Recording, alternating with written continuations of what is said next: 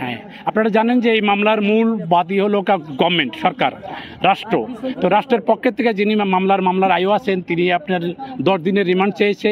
সেই 10 দিনের রিমান্ডের যে কারণ, কেন জামিন রিমান্ড চেয়েছে, সেই কারণটা উল্লেখ করেছে। সেই কারণ বিবেচনা করে আমরা যেন প্রসিকিউশন পক্ষ থেকে যারা আয়ু আছেন তাকে আমরা সহযোগিতা করেছি। আমরা ইনে বডি লয়ার যারা আছিলাম, পাশাপাশি আইনজীবীদের যিনি আসামিদের যিনি আইনজীবী, তেনারাও ডিফেন্সের অনেক বক্তব্য দিয়েছেন। দুই পক্ষের বক্তব্য শোনার পরে বিজ্ঞ আদালত স্ক্রুটিনি করে সমস্ত কিছু বিবেচনা করে 10 দিনের পরিবর্তে 7 দিন রিমান্ড মঞ্জুর করেছেন। সেই 7 দিনের মধ্যেই ইয়ের মধ্যে আছে আমরা এই মামলার যেহেতু স্পেসিফিক তাদের নাম আছে এবং তারা হুকুমদাতার আসামি, এবং আরও যারা তার 4টা মামলা আছে, যে 4টা আরও মানে এই মামলাটা ইনক্লুড 4টা, সেটা অস্ত্র মামলা আছে, অস্ত্র উদ্ধার হয়েছে, সেই মামলা সহ আজকে একটা মামলায় শুধু ওনাকে অ্যারেস্ট দেখানো হলো। সে 528/24। এটা হয়তো রঞ্জু খান হত্যা মামলা, মাসিমপুরের যে রঞ্জু, যাকে আওয়ামী লীগ অফিসের সামনে গুলিও করেছে, পাশাপাশি তাকে জবাইও করেছে।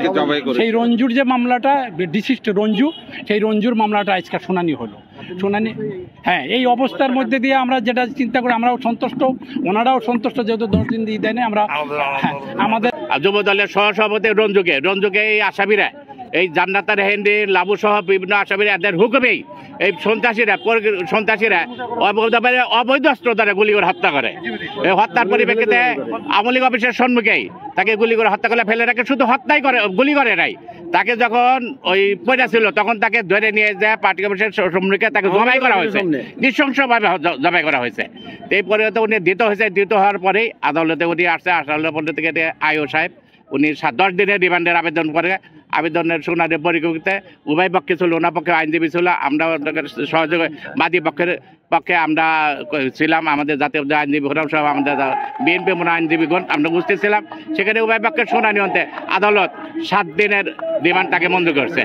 এবং কীভাবে অস্ত্র পাইল, কোথায় অর্থ যোগান দিল, কে কার মাধ্যমে অস্ত্র সরবরাহ হয়েছে, সেই সমস্ত পূর্ণাঙ্গ তথ্য উদ্ঘাটনের জন্য ওনাকে 7 দিনের রিমান্ড মঞ্জুর করা হয়েছে।